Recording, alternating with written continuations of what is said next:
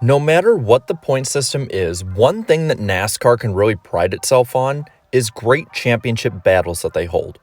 But with NASCAR consistently changing the points formats, many fans wonder how the championship battles would have played out with any other given format. Hell, I did an entire series on this line of thinking. But the playoffs aren't the only format that we can have this hypothetical scenario over. We can do the same thing with full season points formats as well. I've talked about this briefly before, but I do want to go into a little bit more detail on one specific season. Many immediately will point to the fact that Gordon would have won 7 championships when talking about this system, or talk about Harvick and Edwards winning them, or Johnson having less, but that's not what we're talking about today. I want to talk about the one that everyone skips. The greatest points battle that never happened. The 2012 season with a full season points format. The season itself had some crazy moments, but adding in a legendary points fight, I think, would have solidified this season on a legendary tier. So let's start it up and look into it. When we look at the first race of the season, the Daytona 500, we actually see 3 of our main players for the championship up front in the top 3. Matt Kenseth, Dale Earnhardt Jr., and Greg Biffle. After finishing 1, 2, 3 in the Daytona 500, they were steady and consistent. And after only 5 races, the amount of drivers within 1 race of the points lead was 14 still. With it being so early, though, we really needed more time to separate the pretenders from the contenders. While Biffle, Kenseth, and Jr. seemed legit, the early season progressed on, and there were others starting to rise to the occasion as well. Denny Hamlin was right in the middle of the battle as well. Also, there were still 8 drivers within a race worth of points at the 9 race mark. Martin Truex Jr., Jimmy Johnson, Kevin Harvick, and Tony Stewart all were still a bit behind the top 4, but pulling away from the pack behind them. Johnson managed to get Hendrick's 200th win at Darlington a few weeks later as well, and he dominated at Dover. He was definitely one to watch for the title also, as was his teammate Dale Earnhardt Jr. Jr. had broken his 4-year winless streak and was already the most consistent driver. And a pair of quiet contenders also snagged wins, with Clint Bowyer at Sonoma and Brad Keselowski at Kentucky. This was also included alongside Tony Stewart getting yet another Daytona Summer Race win.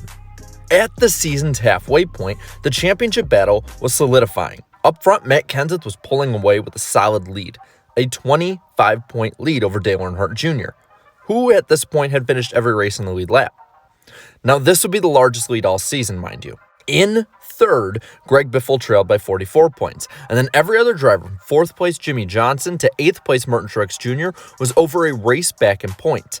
9th and 10th place Brad Keselowski and Clint Bowyer were over 2 races out. So I know what you're thinking. How in the hell is this going to be a good title fight?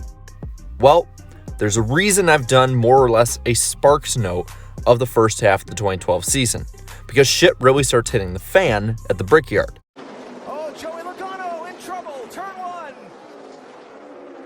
And here we go. In the wall, guys, in the wall.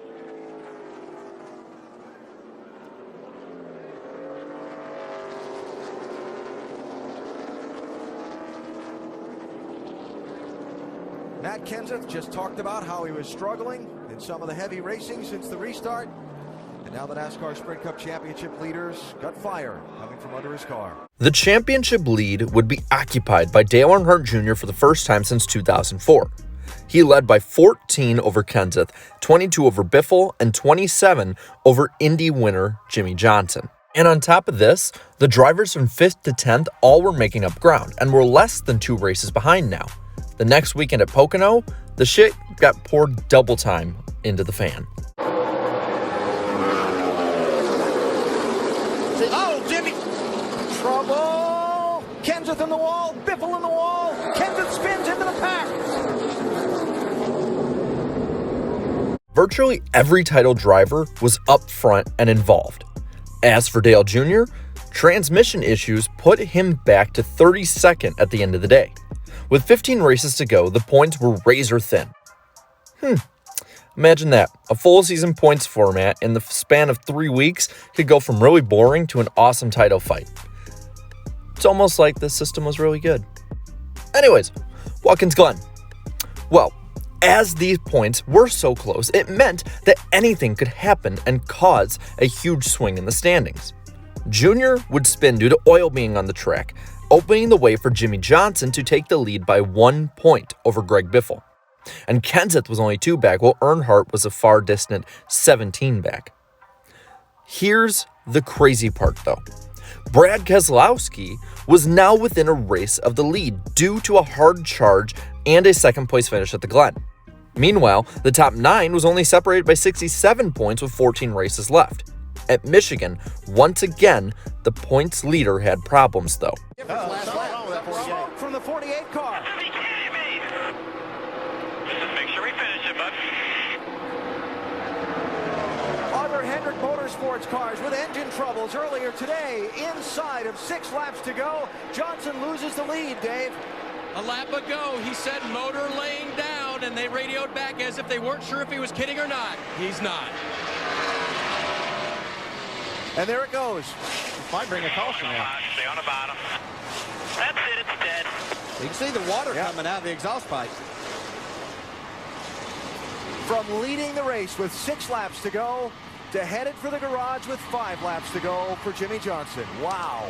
With Greg Biffle winning, it propelled him to the points lead again, now 20 over Matt Kenseth.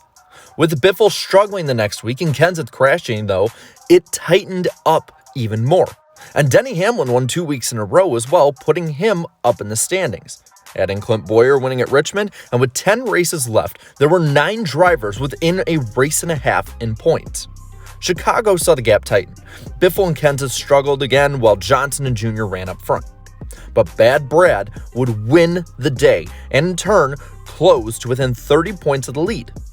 New Hampshire continued this tightening trend. Biffle Jr. and Kenseth all finished between 13th and 18th, while Jimmy Johnson finished 2nd and Keselowski wound up 6th. This got the top 5 to be within 17 points of each other. The top 8 was within 1 race of points, and the top 10 was all less than 2 races of points apart. With 8 races left in the championship, it was wide open. And at Dover, more was thrown in, as an early caution trapped most of the field a lap or more down. The day ended with only 6 lead lap cars. In the end, Keselowski beat out Jeff Gordon, Mark Martin, and Jimmy Johnson for the win, while Matt Kenseth continued to falter late, finishing 35th. The top 4 were all under a blanket, with Johnson leading Dale Jr. by 6 points, Keselowski by 7, and Biffle by 9. Bowyer, Kenseth, Hamlin, and Truex were all within a race in points as well. This led into Talladega. 4 deep behind Stewart and Kenseth. Now Kevin Harvick's got some real help coming towards the front here. Michael Waltrip in the 55. Into the picture. Pushed by Casey Mears. Kenseth with Harvick behind him. Oh, there's contact. Out of you now. Stewart into the middle of the pack and over.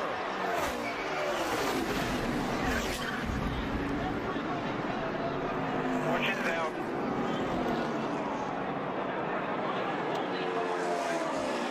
And a huge wreck to end this race. Matt Kenseth is going to get to the finish line first. With the big one, everything was flatlined with 6 races to go. Biffle and Keselowski were tied for the lead. Johnson 2 back. Earnhardt 11 back. Kenseth's win recovered him to 5th in the standings, 27 back. And, well, Hamlin, Truex, and Bowyer were still clinging on. In the week, though, one driver's championship bid came to a close, as Dale Earnhardt Jr. announced that he would sit out the next 2 races due to a concussion he suffered in the wreck at Talladega. With this, his potential championship season was effectively over. As for the Charlotte race, it went to Clint Bowyer due to fuel mileage. Biffle would retain the lead, though, after finishing 4th, and would lead by 1 marker over Jimmy Johnson and 6 over Keselowski. Kenseth, Bowyer, and Hamlin were still mathematically in it as well. At Kansas, once again, the points leader had problems. For a caution because he knew that something had to happen there. Oh, Biffle into the wall hard in the 16.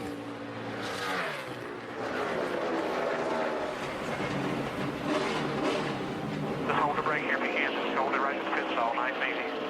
There you go. Johnson would crash as well, but would recover amazingly to 9th, right behind Brad Keselowski. This put him in the points lead once more, with a 5-point gap over Keselowski, while Biffle's wreck put him 3rd, 18 back, and Kenseth's win had him 25 back and 4th. With 4 races left, Bowyer, Truex, and Hamlin were mathematically still alive, but it was becoming more and more unlikely. Hamlin's bid would end at Martinsville with engine issues, and Truex's would end as well as he finished 23rd a lap down. Bowyer would also be mostly closed out due to Jimmy Johnson winning. Johnson's lead extended after this to 14 points over Bad Brad, 32 over Greg Biffle, and 42 over Kenseth. The next week at Texas, Keselowski needed to battle for his championship life. Whoa, hang on. Loose.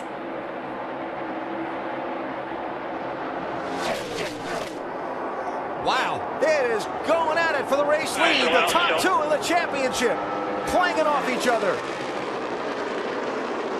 Nobody giving ground. Corner tight, clear. Clear 1, 2 back to the 18. 2 back, 18. Even with a valiant effort from the 2, the 48 got the W. This gave him a commanding 19-point lead over Keselowski and 46 over Biffle. It looked as though he had it in the bag, until... You know, once again, that worst possible spot, this tire's going to let go, coming full bore out of turn 4, hard hit. This crazy moment in the championship battle would only be topped by the finish of this race. Spell for Kevin Harvick and Richard Childress Racing comes to a close at Phoenix. He slides to the finish line while they crash behind him. Keselowski threads the needle as cars crash to the checkered flag. Heading to Homestead, there were 4 drivers who were in contention to win mathematically. Leader Brad Keselowski, 2nd place Jimmy Johnson, who trailed by 8 points, 3rd place Greg Biffle, who was down by 29 points, and 4th place Matt Kenseth, the long shot who trailed by 39. Of all of the cars and teams in contention, the 48 looked to be the best for most of the night. Keselowski was uncharacteristically slow, running outside the top 10 for most of the night. As the field passed the 200 lap mark, Johnson was right up there in the top 3, while Keselowski was pushing his fuel too far, running out before he got to the pit lane. The gap was enough between them that it would come down to the wire. Nearing him was also Greg Biffle, who had a similar strategy.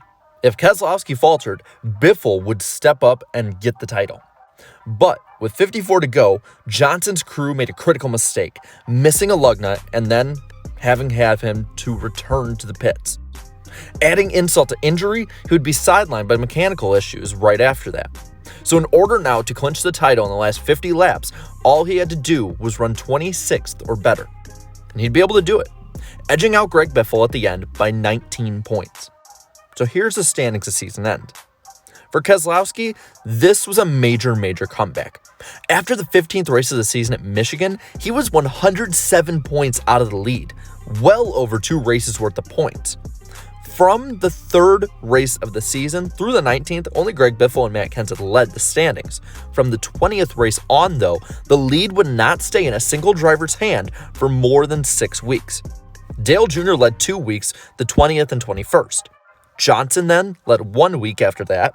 Biffle led for 6 weeks, which again was the longest streak at this point now. Johnson regained it with 7 races to go before Biffle took it away for 2 weeks. Then Johnson for 3, before finally, for the first and only time all season, Brad Keselowski took the lead in the standings for the final 2 weeks of the year.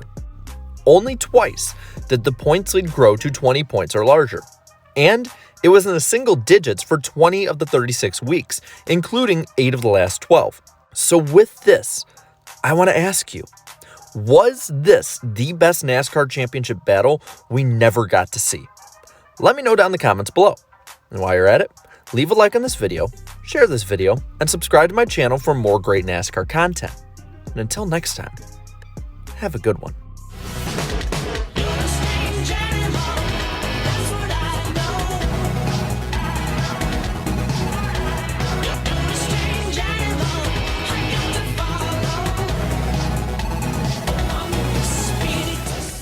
DK, are you there? Congratulations, my friend. I'm here. You are the Where you at, bud? I'm right here having a good time hanging out and thinking about how happy You're not you must having be. as good a time as I am, Dave. No question about that. I'm on my phone, and I was checking some Twitter. Yeah. And I've had a couple beers. We heard. And life has been good.